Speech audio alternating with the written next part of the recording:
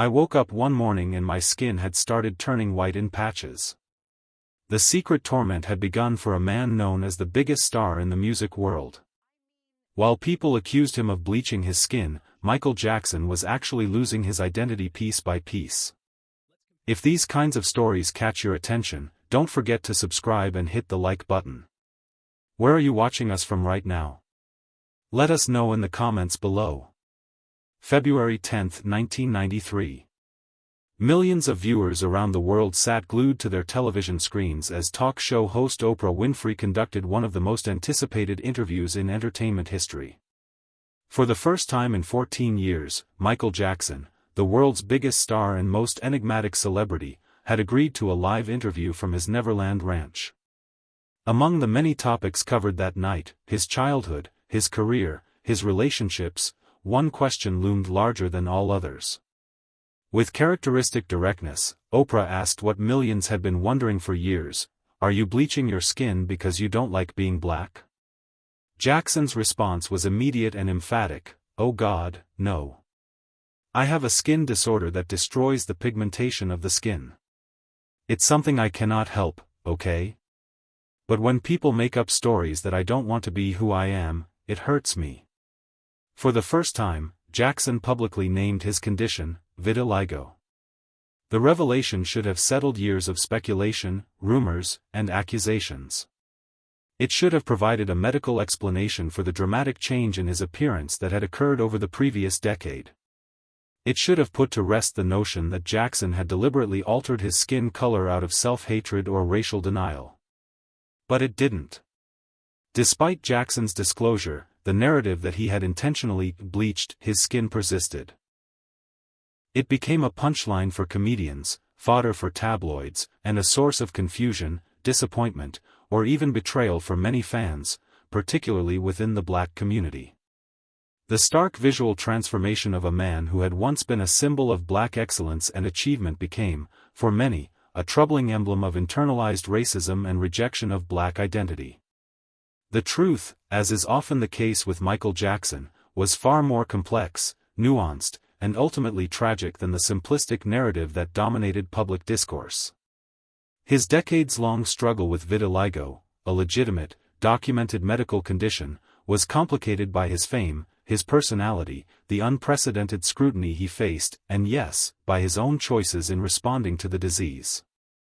The story of Michael Jackson's changing appearance is not merely one of cosmetic procedures or personal vanity.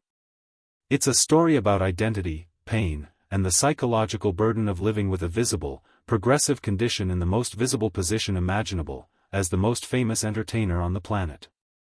To understand the full context of Jackson's transformation, we must first understand vitiligo itself. What exactly is this condition that Jackson claimed, and his autopsy would later confirm, had so profoundly altered his appearance? Vitiligo is an autoimmune disorder that causes the immune system to attack melanocytes, the cells that produce melanin, the pigment that gives skin its color. As these cells are destroyed, patches of skin lose their pigmentation, resulting in white or lighter areas.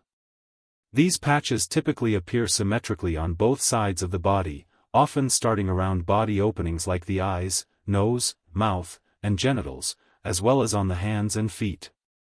The condition affects approximately 0.5 to 2% of the global population across all races, though it is often more noticeable in people with darker skin due to the greater contrast between affected and unaffected areas. Vitiligo is not contagious, painful, or directly harmful to physical health, but its psychological impact can be devastating. Dr. Pearl Grimes, a leading dermatologist and director of the Vitiligo and Pigmentation Institute of Southern California, explains, vitiligo patients suffer tremendous psychological trauma. Studies have shown rates of clinical depression in vitiligo patients comparable to those with psoriasis and eczema. The social stigma can be particularly severe in communities of color. When exactly did Jackson first develop vitiligo? While the public became aware of changes in his appearance in the mid-1980s, evidence suggests his condition began earlier. According to J. Randy Taraborelli, Jackson's biographer and a journalist who covered him for over 4 decades, Jackson first noticed symptoms in the late 1970s, around the time he was filming The Wiz. He was mortified, Tara Borelli recounted in interviews. At first, it was just small patches that could be covered with makeup. But as time went on, it became more extensive and harder to conceal.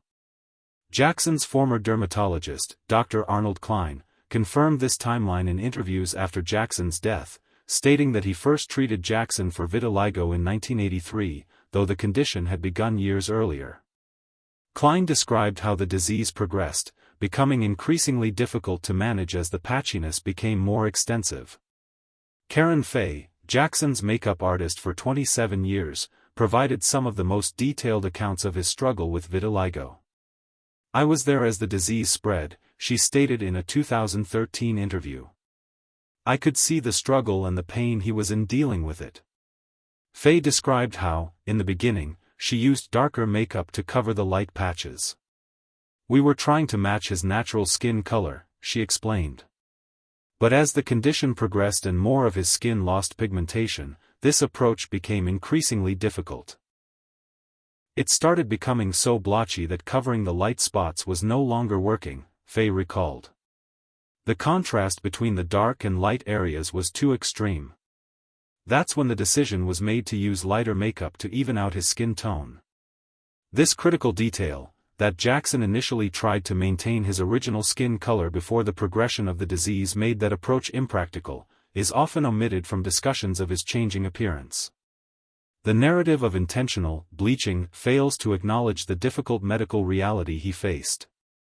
Bill Whitfield, one of Jackson's former bodyguards who worked closely with him in his final years, shared a particularly poignant observation about Jackson's vitiligo in his book, Remember the Time, Protecting Michael Jackson in His Final Days.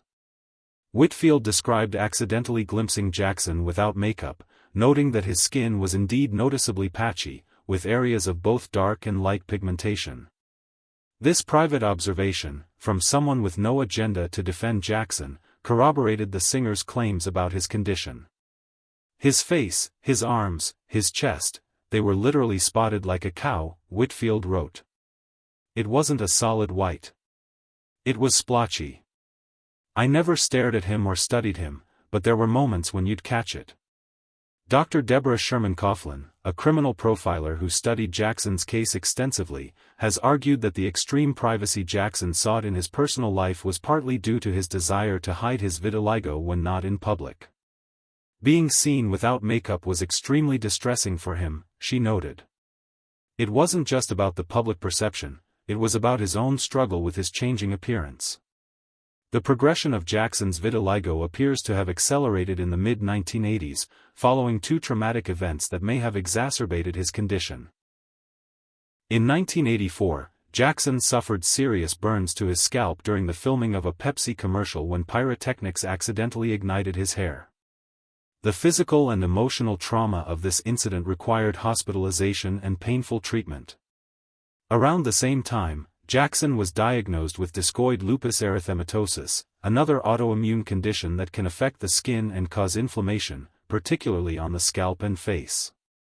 The combination of these conditions, vitiligo, lupus, and the burn injury, created a perfect storm of medical challenges affecting Jackson's appearance. Medical literature has established that physical trauma and stress can trigger or worsen autoimmune conditions like vitiligo. Dr. Richard Sharp, immunologist and researcher at Harvard Medical School, notes, autoimmune diseases often follow a pattern where genetic predisposition is triggered by environmental factors, including physical trauma and psychological stress. In patients with conditions like vitiligo, major life stressors can absolutely precipitate flare-ups or acceleration of the condition. For Jackson, few periods could have been more stressful than the mid to late 1980s. Despite his unprecedented commercial success with Thriller, he faced increasing scrutiny, isolation, and pressure. The stress of maintaining his status as the world's biggest entertainer while dealing with a progressively visible skin condition created a psychological burden difficult to imagine.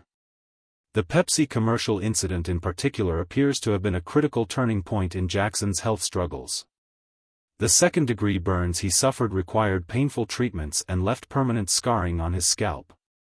According to various accounts, it was after this injury that Jackson began experiencing more severe pain issues, which eventually led to his use of prescription painkillers, a dependency that would plague him for the rest of his life. Dr.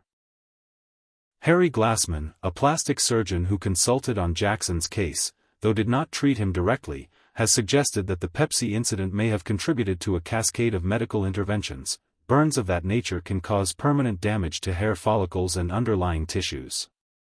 This often necessitates additional cosmetic procedures to address scarring and hair loss, which in turn can lead to further complications, especially in a patient with lupus, where wound healing is already compromised.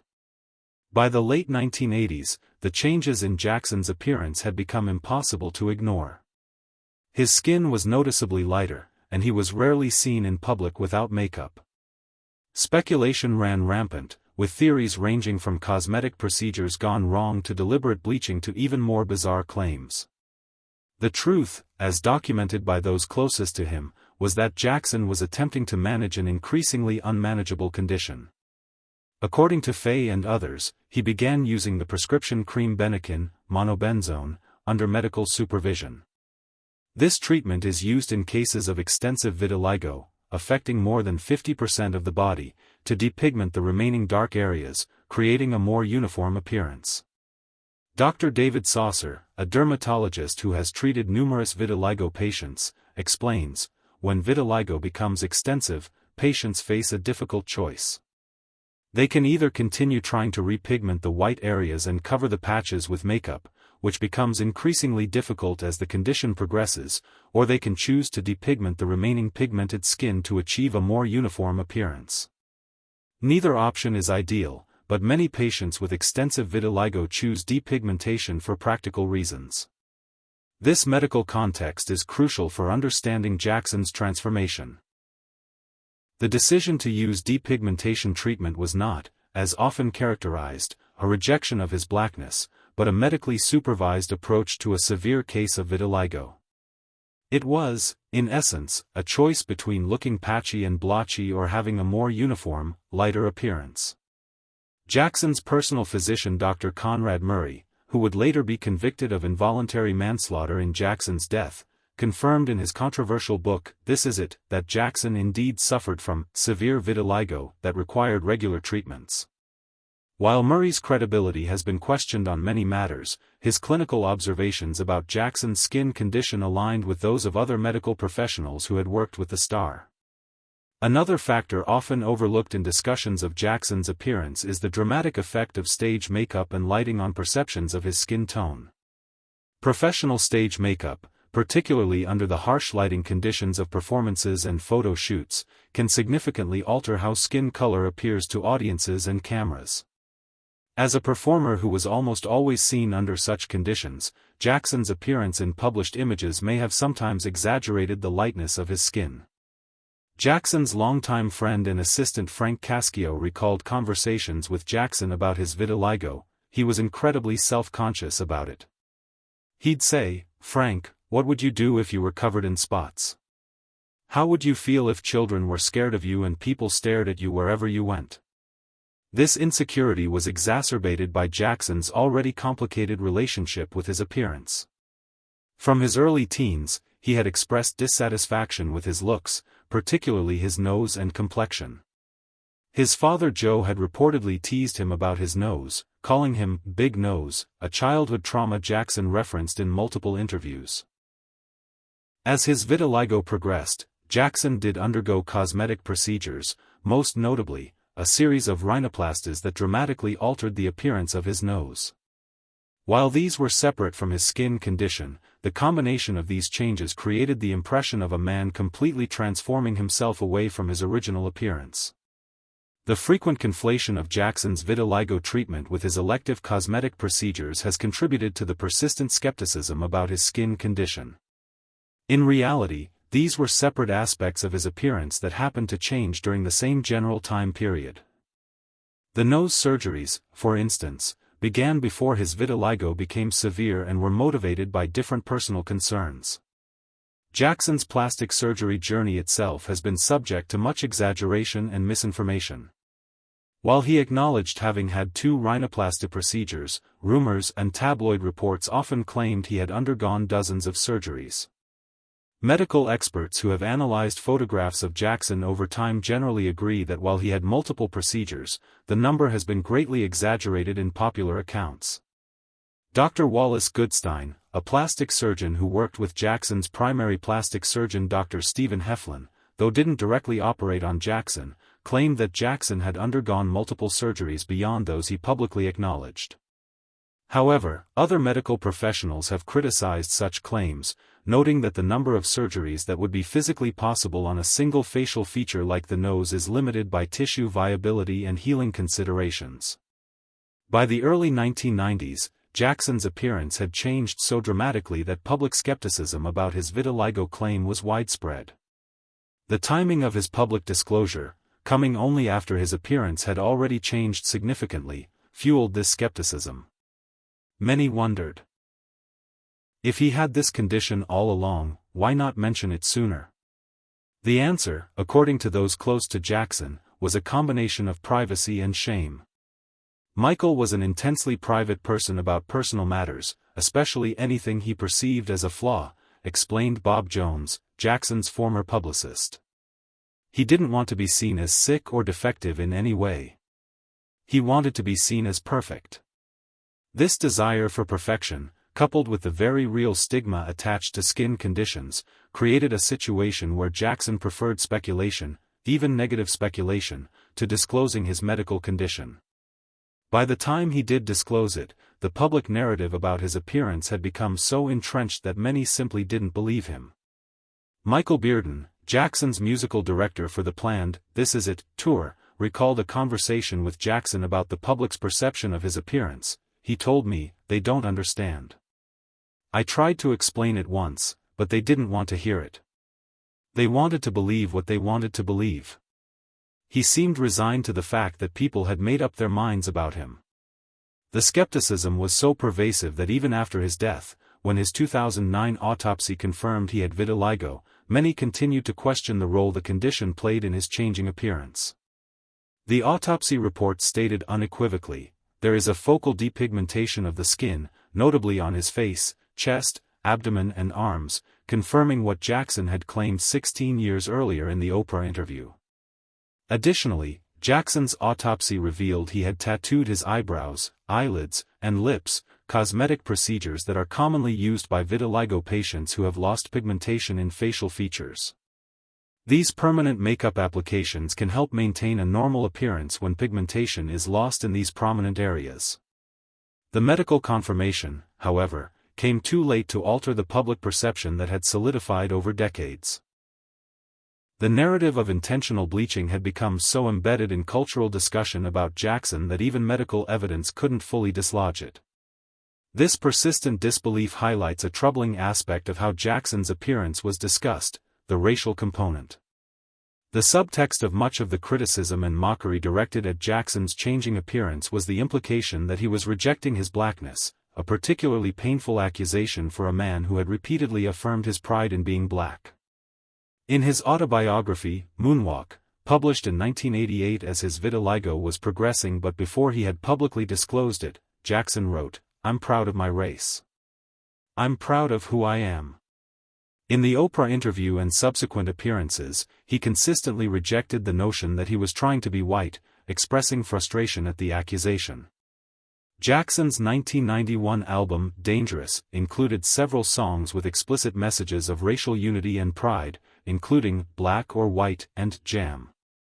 The short film for Black or White featured a groundbreaking morphing sequence showing faces of different races blending into one another, a visual metaphor for racial harmony. Yet paradoxically, this artistic statement about transcending racial boundaries came at precisely the time when Jackson's own racial identity was being most intensely questioned due to his appearance. Author and cultural critic Margot Jefferson points out in her book, On Michael Jackson, that the singer found himself in an impossible position. He was caught between the rock of pathologized blackness and the hard place of idealized whiteness. His changing skin became a canvas on which America's racial anxieties, fantasies, and confusions were projected. The complexity of Jackson's racial identity, and the public's perception of it, was compounded by the fact that as his skin lightened, he maintained distinctly African American hairstyles, from the Jerry curl of the Thriller era to the various styles he wore throughout the 1990s. His music, dancing, and artistic influences remained deeply rooted in black cultural traditions, even as his physical appearance changed. Cultural critic Greg Tate observed, "Michael never stopped creating music that was explicitly connected to black musical traditions. Even as his skin got lighter, his music stayed rooted in R&B, gospel, and soul." This created a cognitive dissonance for audiences trying to categorize him based on appearance alone. African American studies scholar Maulana Karenga has argued that the fixation on Jackson's skin color reflects America's persistent epidermal obsession, the reduction of racial identity to skin tone rather than cultural affiliation, heritage, or self-identification. In this context, Jackson's changing appearance became a Rorschach test for America's complex and often contradictory attitudes toward race and racial fluidity. Jackson's experience with vitiligo and the public reaction to it illuminates broader issues of how skin color and racial identity are perceived and policed. The criticism he faced reveals how appearance is often used as a measure of racial authenticity, with physical features becoming proxies for racial loyalty or betrayal. Dr. Shirley Ann Tate, sociologist and author of Black Beauty, Aesthetics, Stylization, Politics, observes, Jackson's case shows how black bodies are subject to surveillance and judgment based on adherence to expected appearances. The accusation of wanting to be white directed at Jackson reveals more about society's rigid conception of racial identity than about Jackson himself. The psychological toll of living with vitiligo, facing constant scrutiny, and being accused of racial self-hatred would have been enormous for anyone. For Jackson, who already struggled with body image issues and insecurity, it was devastating. His sister LaToya Jackson recalled in her memoir that Michael would sometimes cry about his condition, saying, "I can't help it. I didn't create the problem. I didn't do this to myself." Friends described how he would study his reflection in mirrors for long periods, distressed by the continual changes in his appearance. Psychiatrist Dr. Carol Lieberman, who has studied the psychological impact of vitiligo, notes, "For someone whose identity and livelihood were so connected to their physical appearance, vitiligo would have been particularly traumatic. Add to that the public speculation and criticism, and you have a recipe for significant psychological distress." This distress likely contributed to Jackson's increasing reclusiveness in the 1990s and beyond. He began wearing surgical masks in public, ostensibly to protect himself from germs but also providing a way to shield his face from scrutiny. He made fewer public appearances, often heavily made up when he did appear, and seemed increasingly uncomfortable being photographed. Some close to Jackson have suggested that his famous sequin glove, which first appeared during the Billie Jean performances in the early 1980s, may have originally served to cover early signs of vitiligo on his hand. While Jackson himself attributed the single glove to wanting to be different and establishing a unique style, the timing coincides with the early progression of his condition. The physical management of his condition became an ever-present concern. Karen Fay described the elaborate makeup routine required to achieve a consistent appearance. It could take 3 hours just to do his makeup. "We used specialized products, many custom-made for him. It wasn't just about covering the vitiligo, we also had to address the lupus, which made his skin extremely sensitive. This sensitivity created additional challenges. Jackson couldn't spend time in the sun, as UV exposure can worsen both vitiligo and lupus. He often appeared with umbrellas, leading to more public mockery, though this was actually a necessary medical precaution rather than an eccentricity." The interaction between Jackson's various skin conditions and his cosmetic procedures created further complications. His lupus made his skin heal poorly after surgical procedures, potentially contributing to the problems with his nose, which became increasingly pinched and fragile-looking over time. What began as cosmetic rhinoplasty may have been followed by reconstructive surgeries necessitated by complications. Dr. Pamela Lipkin, a rhinoplasty specialist who never treated Jackson but analyzed his appearance professionally, observed, "It looks to me as if he had multiple procedures, and as if his nose was whittled away. It appears to have been done in stages over time." Jackson's former dermatologist Dr. Arnold Klein suggested that lupus may have contributed to complications with Jackson's nose. Lupus can destroy the underlying support of the nose, causing collapse. This may explain why he had multiple surgeries. Not all of them may have been elective. By the 2000s, Jackson's appearance had stabilized somewhat, though his use of wigs, makeup, and occasionally surgical masks continued to evolve. The public ridicule had somewhat subsided, replaced by a resigned acceptance that the Michael Jackson of the Thriller era was physically gone, transformed into a visibly different person.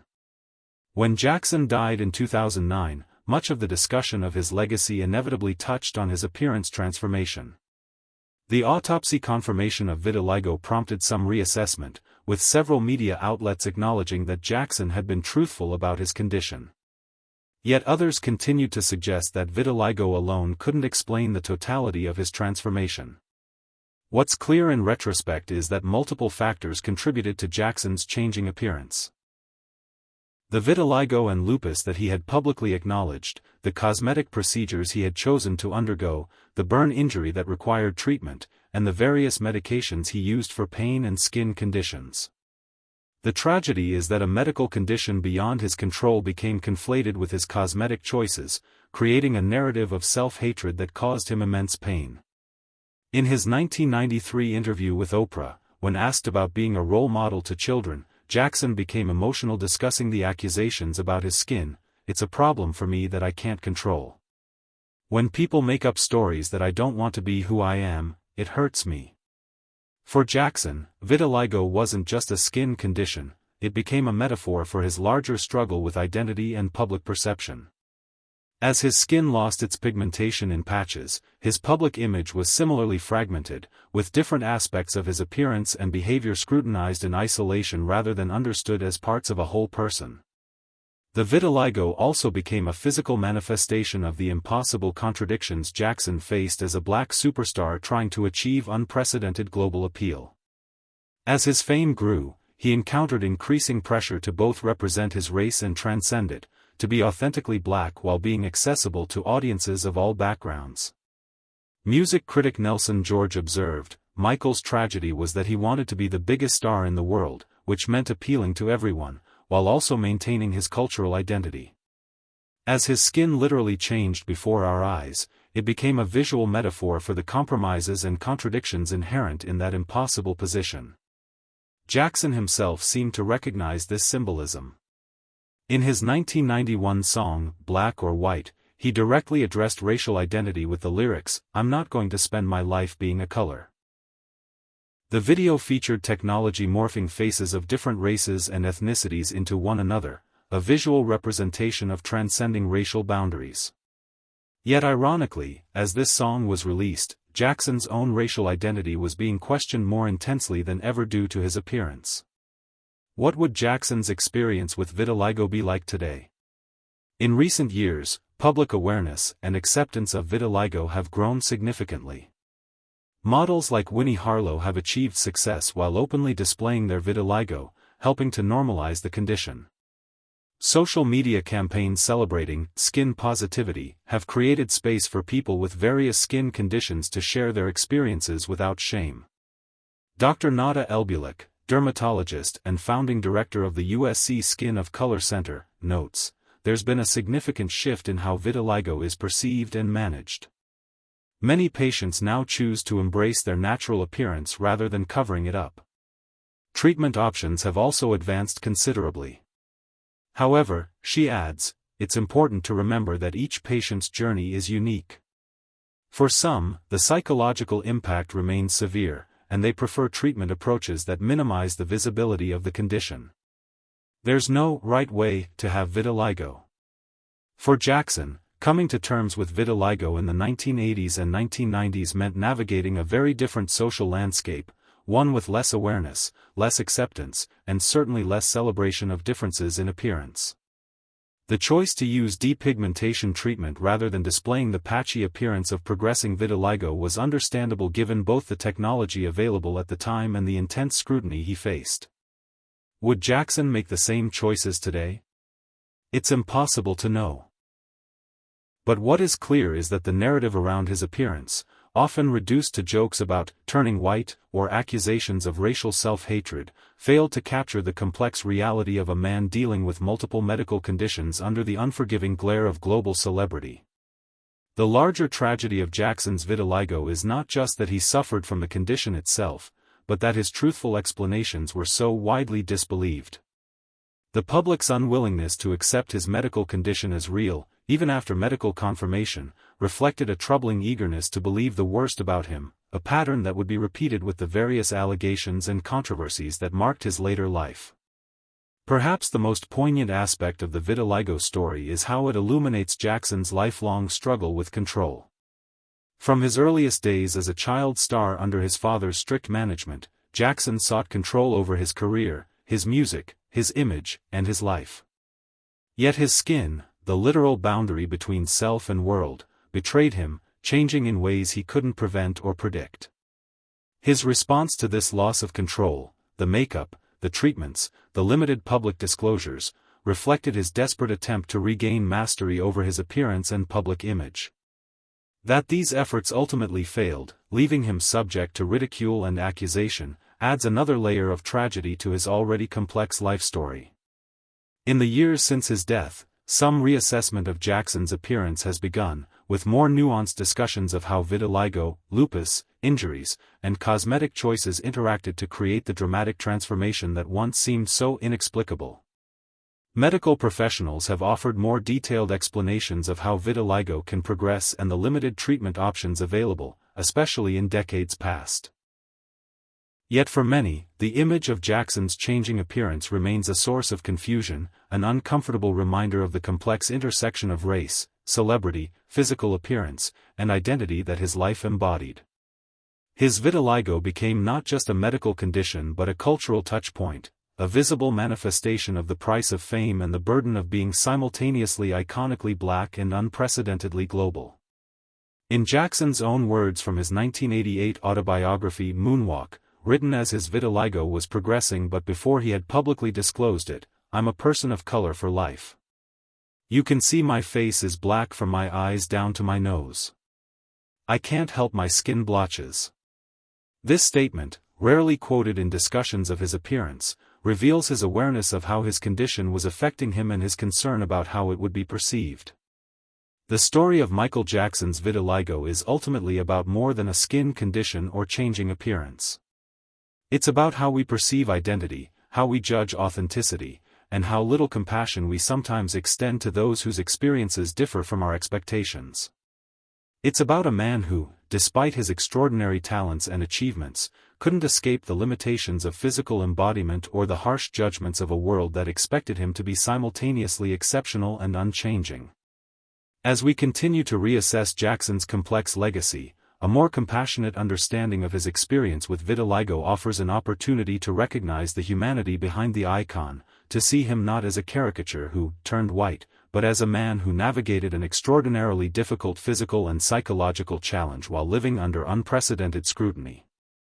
"I'm just a person who wants to be honest and do good, make people happy, and give them the greatest sense of escapism through the talent God has given me," Jackson once said. "That's where my heart is. That's all I want to do. Just let me share and give, put a smile on people's faces, and make their hearts feel happy." Behind the changing face that provoked so much speculation, mockery, and accusation was a person seeking acceptance, not just as a performer, but as a human being coping with circumstances beyond his control. In the end, the most tragic aspect of Jackson's vitiligo may be how it came to symbolize his larger struggle, to be seen for who he truly was, rather than who others perceived him to be.